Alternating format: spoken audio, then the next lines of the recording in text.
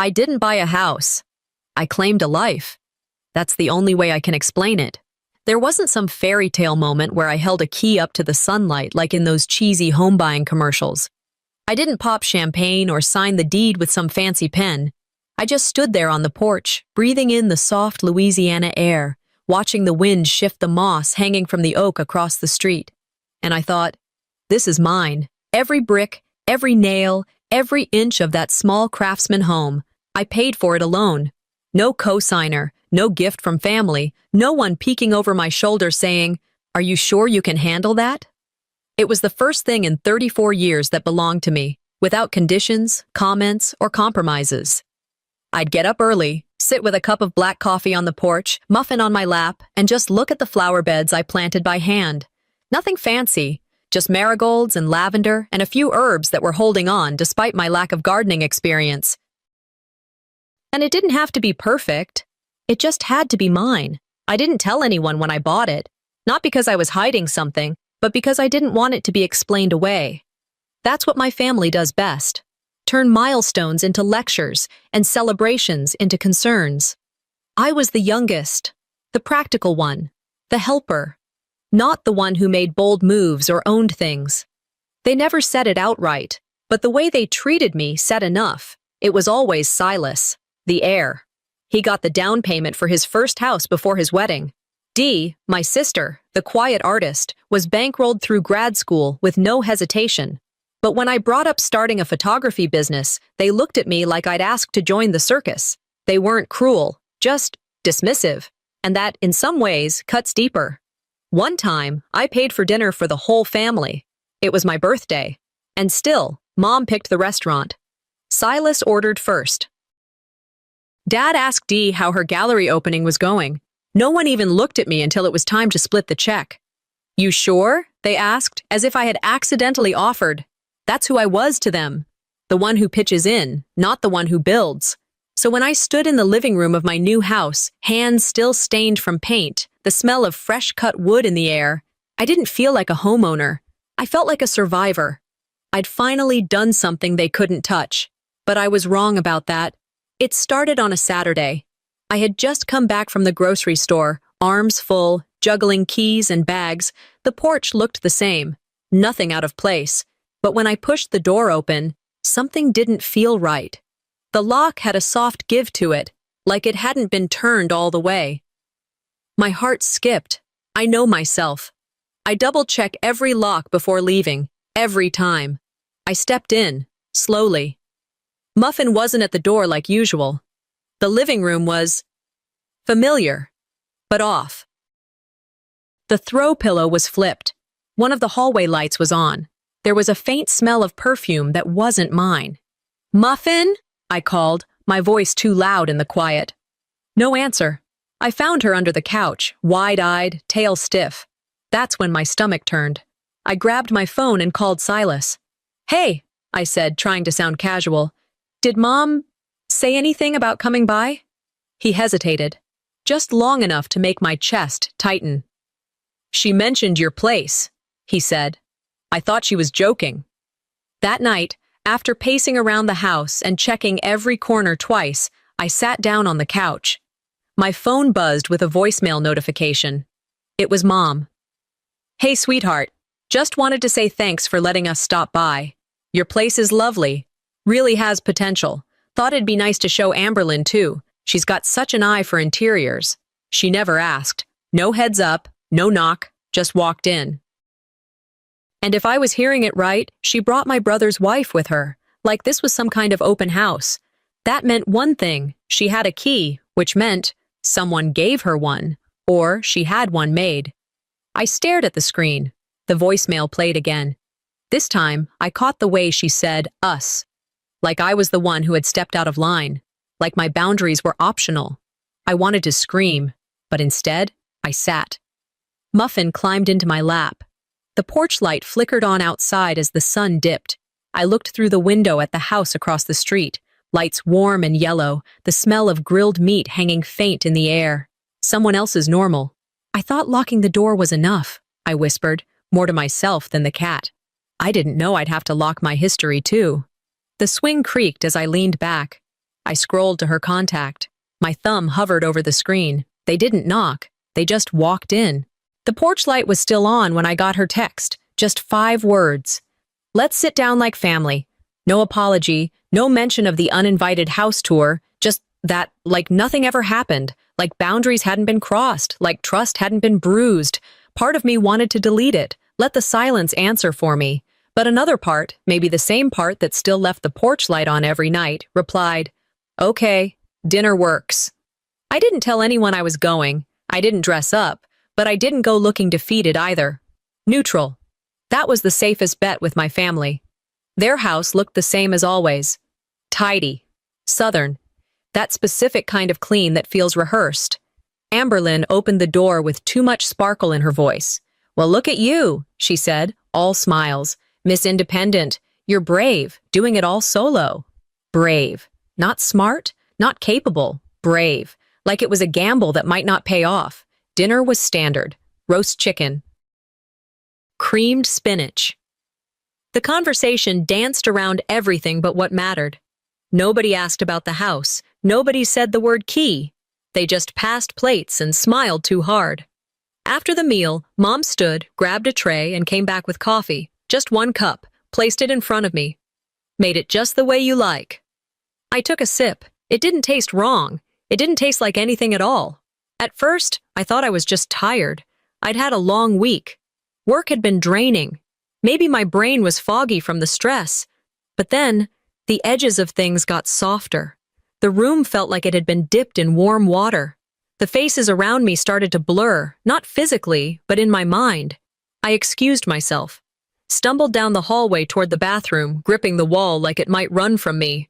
I sat down on the cool tile, back against the door, breathing deep. I wasn't panicked, not yet. But something inside me whispered, "This is wrong." I splashed water on my face. Looked in the mirror. My eyes didn't look like mine. The drive home wasn't an option. Mom offered to take me. She didn't ask. She just stood there with her purse already over her shoulder, keys in hand. I don't remember much of the ride. The next morning, I woke up in my own bed. Shoes still on, phone buzzing with missed calls, my head pounding like I'd been hit with a brick wrapped in velvet. I stumbled into the kitchen to make coffee. On the counter was an envelope. My name in neat cursive on the front. I opened it. Inside was a document titled Co-Ownership Agreement, Property at Maple Ridge. It was dated 2 days ago. Below the header, 2 lines for signatures. One was mine, or it looked like mine. I stared at it, trying to remember writing it, trying to believe it was possible. But it wasn't. I'd never agreed to this, never signed anything like it. And yet there it was, inked, witnessed, notarized. Some people borrow sugar from neighbors. Mine borrowed my future and forged it back into a lie. I didn't cry. I didn't scream. I just sat down, the paper still in my hands, and stared at nothing for a long time. Then my phone buzzed again. A new notification. Mom had posted a photo. It was my house, my porch, my swing, my front garden with the half-dead marigolds. She was standing there in the picture, Amberlynn beside her, both smiling. The caption read, "So proud of my Yorim for doing the right thing, putting family first." I don't know what hit me harder. The image or the comments under it. People from church, old neighbors, even my high school English teacher. Amazing daughter. So rare to see such loyalty. Family over pride. Love this. I tried to untag myself. I couldn't. She didn't just steal my house. She stole the version of me that fought for it. She replaced it with someone docile, cooperative, grateful.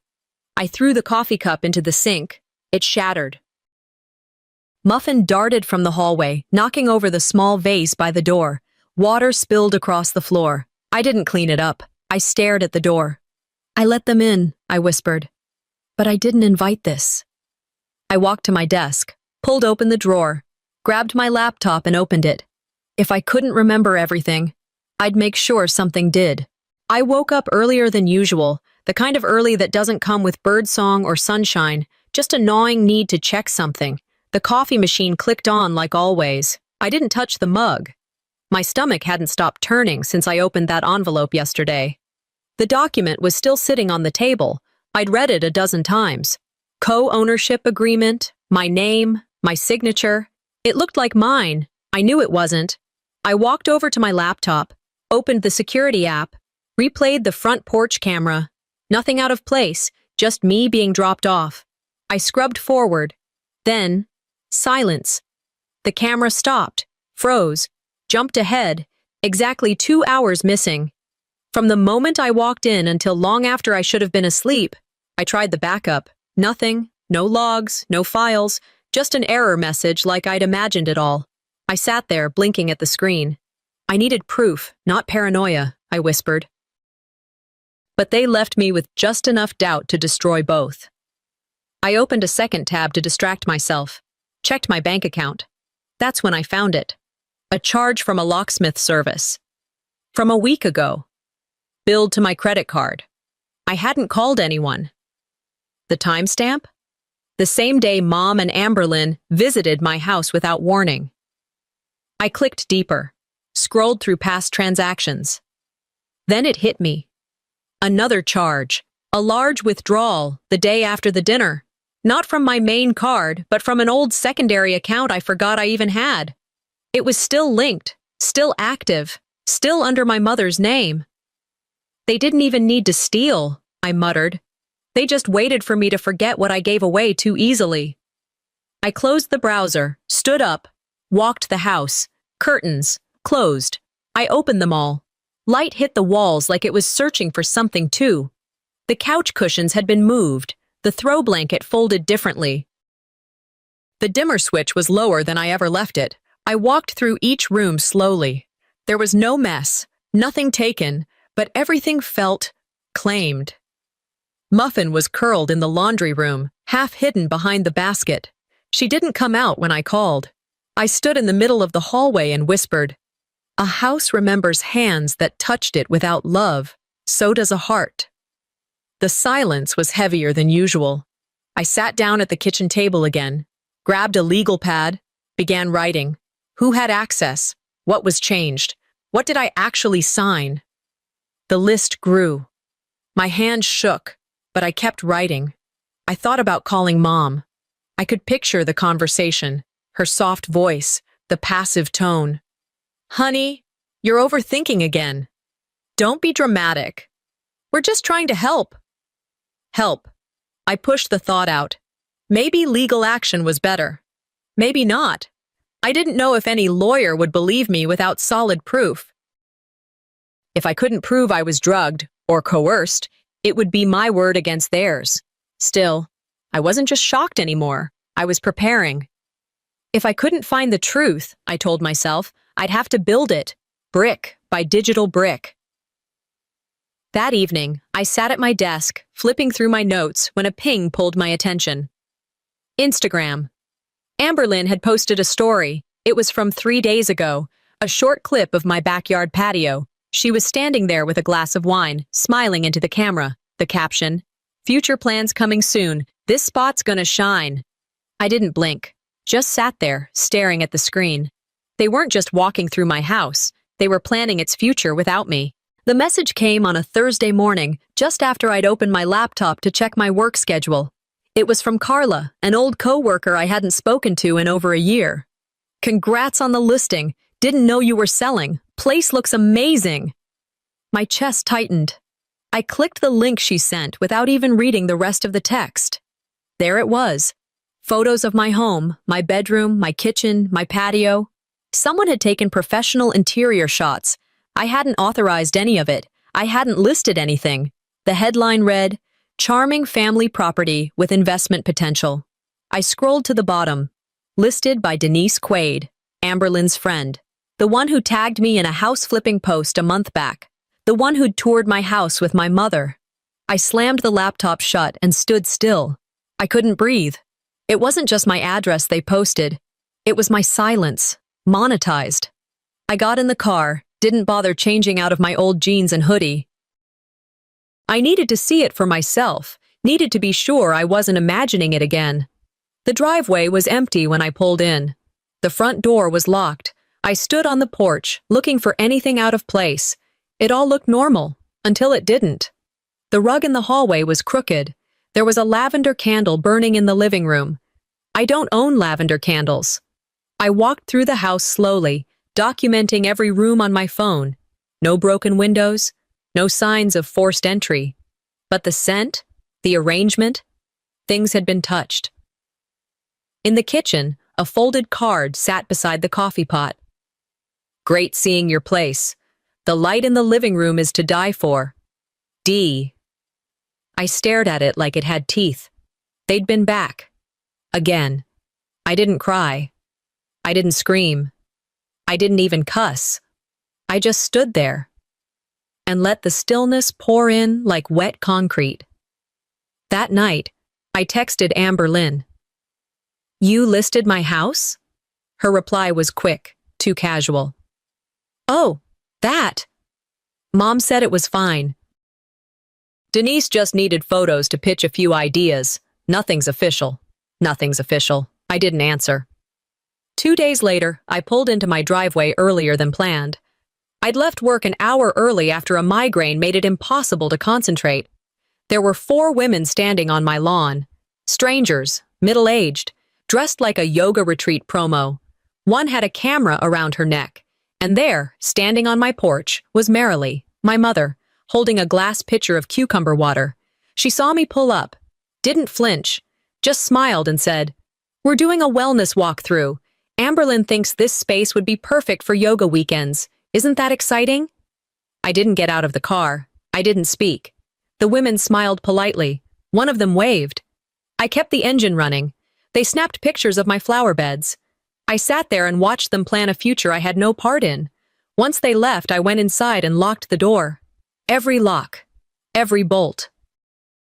I took the candle, the throw pillows, the guest towels, the wicker basket by the front window, and put them in a trash bag. I placed a single chair in the hallway, sat down, and stared at the front door for over an hour. Not because I was scared, but because I'd had enough. They were building a life out of the pieces they assumed I wouldn't fight for. That night I printed the property deed, put it in a frame, hung it above the fireplace like it was a family portrait. It was the only name that mattered, mine. I didn't tell anyone what I was doing the next day. I went to the hardware store, bought a new indoor camera system, motion sensors, glass break detectors, installed them all myself. Each sensor, each wire, each tiny beep was a line they could no longer cross without consequence. Later that evening, I turned off every light in the house. The last one was in the hallway, right by the front door. As soon as the switch clicked off, my phone buzzed. New notification. 1 word. Movement. Saturday morning. I'd been out running errands, paint still clinging to the sleeve of my sweatshirt from touching up the shed door. I was tired but proud, productive in a way that had nothing to do with proving anything to anyone. As I turned into the driveway, a silver SUV was already parked at the curb.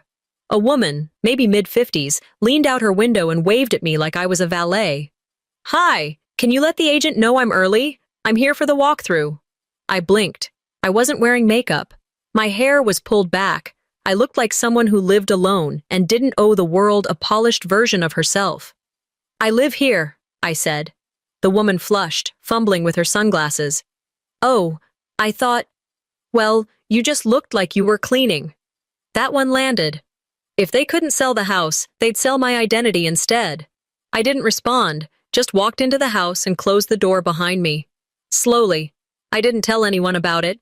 Not at first. But a few hours later, I called Silas. He picked up on the 3rd ring. Hey, what's up? He asked, voice casual, distracted. Did you know the house is listed? A beat, then. What? No. I mean, I knew Amberlyn mentioned some ideas, but I didn't think she actually did anything. You didn't ask? Silence. You know how Mom gets, he said finally. And Amberlyn just wants to help. She listed my house, Silas. He exhaled. Not guilty, just tired. I don't know, Yorim. Maybe don't take everything so personally. You've always been intense about stuff. That was the moment I stopped defending myself. When people stop defending you, they start explaining you. I didn't yell. I didn't hang up. I just said, "Got it," and ended the call. That night, I went through a drawer I hadn't touched in weeks, old mail, receipts, and my planner, where I found a folded sheet of paper that didn't belong. It was tucked between grocery lists and to-do reminders. I unfolded it slowly. "Don't give her too much. She still needs to be clear enough to sign." The handwriting wasn't my mother's. It was too tidy, too clean. The lowercase g curled sharp at the bottom. I stood there for minutes before it hit me. Amberlyn. She'd written something similar once, stuck to our fridge, reminders for a 4th of July menu, the same pen color, the same loops. It wasn't just betrayal. It was premeditated trust theft. I sat down, gripping the note. My house was being sold out from under me, and they were doing it with smiles and cucumbers and comments like, "She's always been a little unstable." I turned on my indoor cameras, reviewed the last few days, normal footage mostly, me moving around, Muffin prowling near the window. But on Wednesday afternoon, there was a flicker. The hallway feed went dark for 22 seconds. It came back on with no alert. I rewound, slowed it down. Just before the glitch, someone walked past the camera. A woman in a silk scarf I didn't recognize. Zooming in, I caught the side profile. Denise? Amberlyn's friend. The same woman who toured my home weeks ago. She'd been inside again, while I was at work. I opened a new notebook and wrote on the first page in red ink, "If they gaslight me, I'll light the truth." That night, I went through my phone's call log, not because I suspected anything, but because I couldn't sleep. The noise inside my head was louder than the one outside. Scrolling through, I stopped cold. There was a call to the county land office, 11 minutes long. Made 2 days after the dinner where I blacked out. I stared at the screen.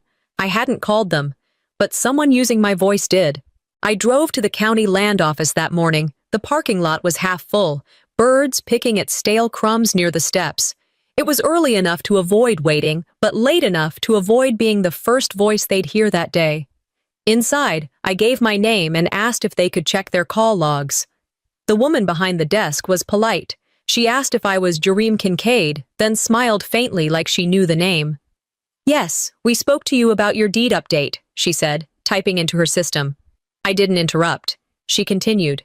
"You asked about guardianship transfer, stated you wanted to ensure someone responsible could oversee your affairs. You seemed emotional, but firm. I asked for a copy of the request. She nodded, offered to fax it. I waited in silence near the hallway. The buzzing sound of the machine sounded like static inside my skull. The letter came out warm and curled at the edges. I held it. My name was there, my handwriting, my signature. I stood still for a long moment. I didn't give them my consent. I gave them my vulnerability. They turned it into paperwork. I folded the page slowly, left without saying much. Thanked the woman like she'd just passed me a brochure, not evidence of a stolen life. Back in my car, I sat with the windows up, breathing shallow. I wasn't sure if I was shaking from anger or betrayal, maybe both. That afternoon, I scheduled a checkup with my primary doctor. Nothing serious, just a routine annual visit. Or so I said. He was friendly, like always. We talked about my sleep patterns, stress, the usual fluff they ask before the real work begins. Then I asked, casually, if anyone in my family had reached out about me. He paused, flipped a page in his notes. "Well, your mother sent over some observations a few weeks ago." He hesitated. I nodded. "Go ahead. I need to hear it from someone neutral." He read without looking up. Noted emotional withdrawal. Expressed paranoia. Confusion. Displayed instability around decisions involving finances and independence. I didn't blink. I thanked him, told him everything else was fine, that I just needed to know. On the way out, he asked if I needed a referral. I said, "No, I'm not sick." I wasn't. I was surrounded. That evening, I sat down at my dining table with a notepad and wrote a name, Diane Brooks, a lawyer I remembered from a local seminar on domestic legal rights. She handled guardianship abuse and elder control cases. I emailed her. She replied within an hour. The next day, I walked into her office and met a younger associate, Jacob. He looked fresh out of law school, but had the sharp tone of someone who paid attention. He listened as I walked through the documents, the fake co-ownership, the forged email, the suspicious call, and now, the medical framing. He nodded through it, took notes. Without audio or video evidence of coercion, he said, we're in a consent gray zone. But the call log, the timing, and a handwriting comparison might shift the balance. I said, I don't want to press criminal charges yet. I want to take my name back. He agreed to start a notice of asset retraction. He called it identity misuse within a family context. It was cold, technical, but it was something. They wanted a version of me that couldn't fight back, I told him before I left. Instead, they made me more dangerous.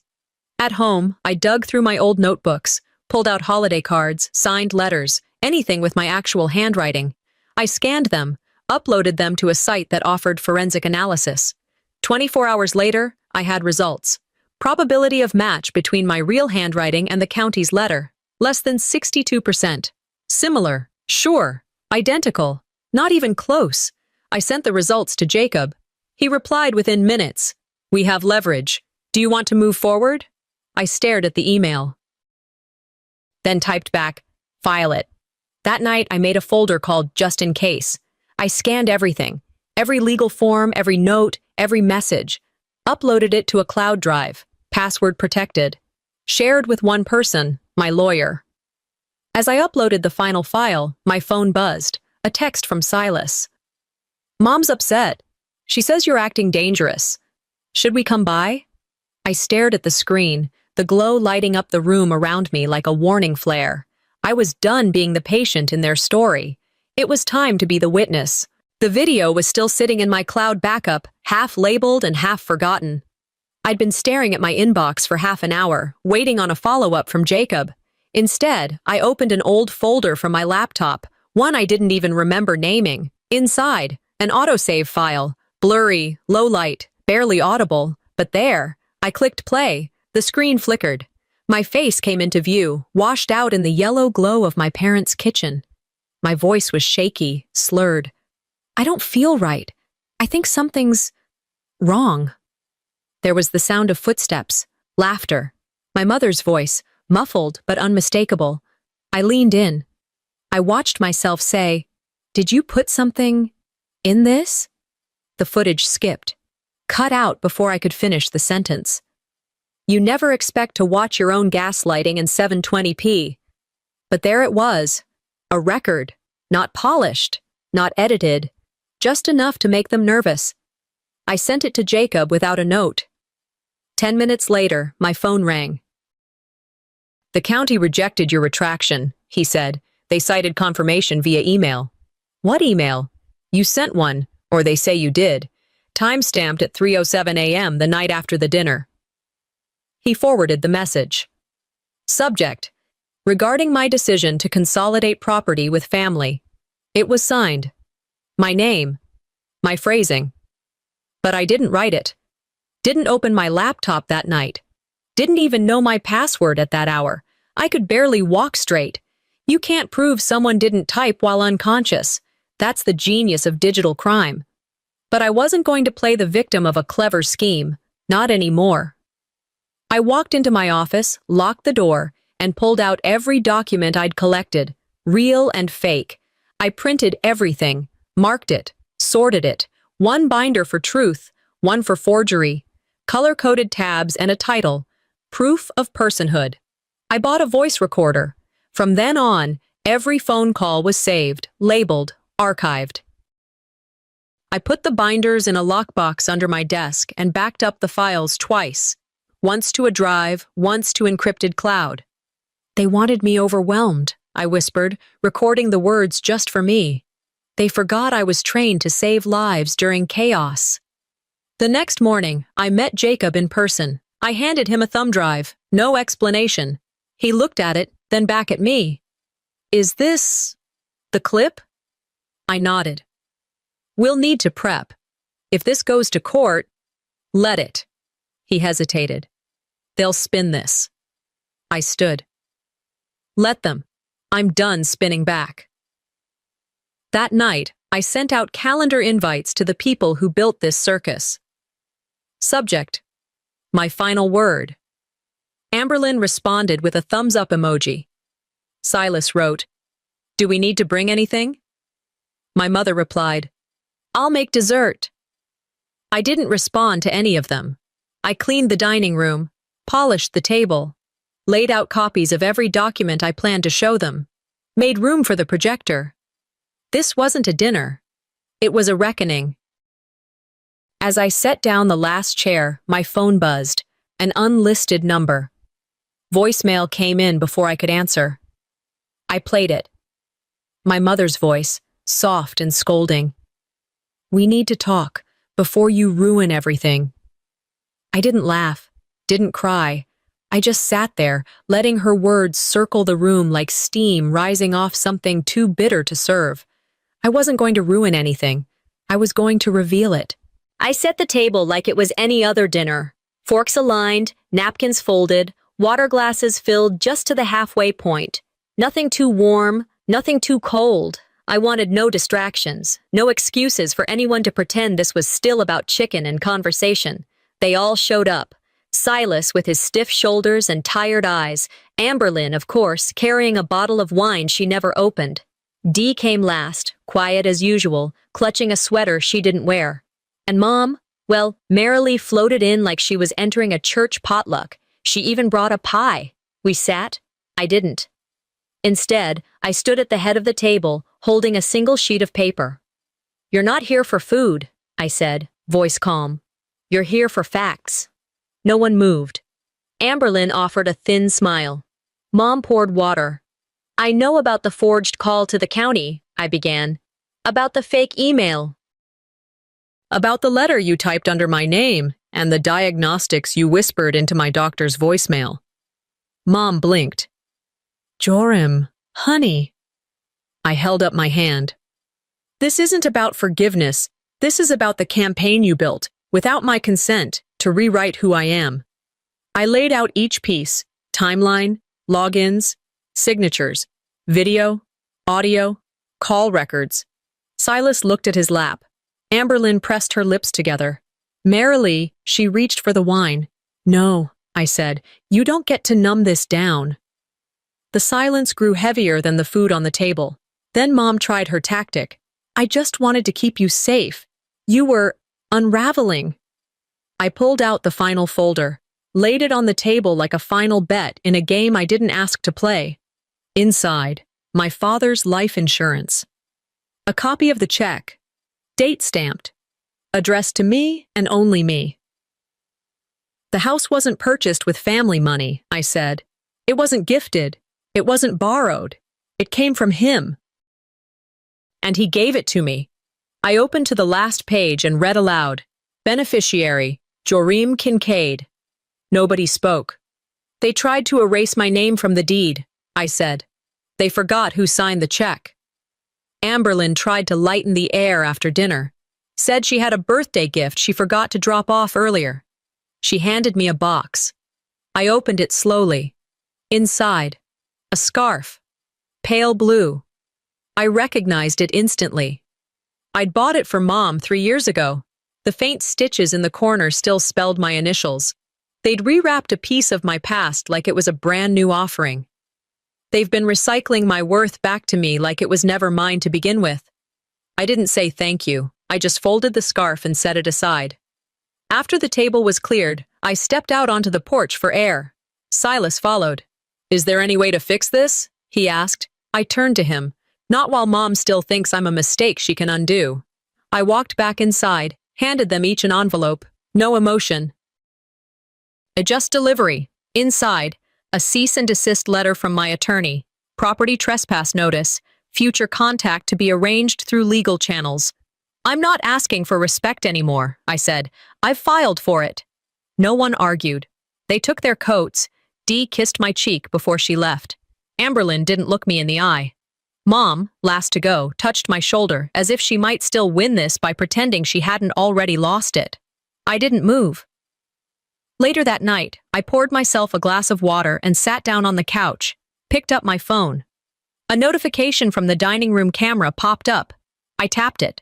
There, frozen mid-frame, was a shot auto-snapped during the dinner.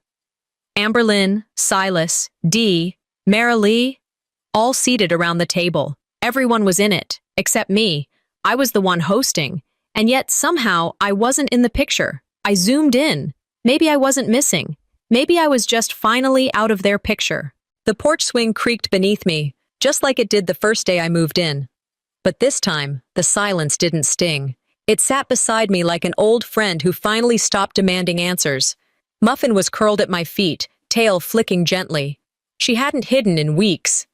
I sipped coffee, not to wake up, but because I liked the warmth in my hands. There were no messages, no calls, no checking in texts, masked as concern. And I wasn't waiting for them. I'd spent years trying to be seen. Now I didn't care if I was included. I don't need to be in the picture anymore, I whispered to no one. I've built my own frame. A few days after the dinner, I noticed things shifting, quietly, as they always did in this town. The post Amberlyn made about the house, gone. Not a word, no apology, just vanished. Denise resigned from her real estate agency. I didn't ask for that. I didn't need to. The neighbors who once waved too hard now just nodded. Some smiled with a little more weight behind it, some didn't speak at all. One left a letter in my mailbox. Your quiet strength made more noise than their chaos ever could. I folded it and slid it into the lockbox with the rest of the paperwork. It didn't feel like winning. It felt like oxygen. One afternoon, Dee stopped by. No text, no call, just her small car in the driveway and her knocking on the screen door. I opened it without a word. She didn't ask for forgiveness, didn't make small talk. She just hugged me, tight, then pulled back and said, "You deserved better than all of us gave you." That was all. We sat on the swing together, not filling the silence. Sometimes healing isn't a hug, it's a pause that doesn't hurt. The next day, I went down to the courthouse and updated every legal document tied to my name: power of attorney, medical proxy, property deed, locked, notarized, mine. I closed the old bank account, revoked every connected user. Even found one tied to an email I hadn't used since 2013. Shut it all down. I created a new cloud drive and named it Freedom Files. Then I stood in the backyard, looked around, and decided it was time for something real to grow. I bought soil, seedlings, a trowel with a yellow handle, started planting a small garden by the back fence, just herbs and a few tomatoes, but it felt right, like I was planting something no one else could touch. Before I went to bed, I screwed a small plaque into the front gate. It read, "Private property, peace maintained." Simple, quiet, like me. That night, I did something I hadn't done in months. I left the front door unlocked. The porch light stayed on. Muffin walked outside, circled the yard like she owned it, then padded back in. I didn't call for her. I just left the door open. This time, I'm not afraid of who walks in, because this house is mine, and so am I.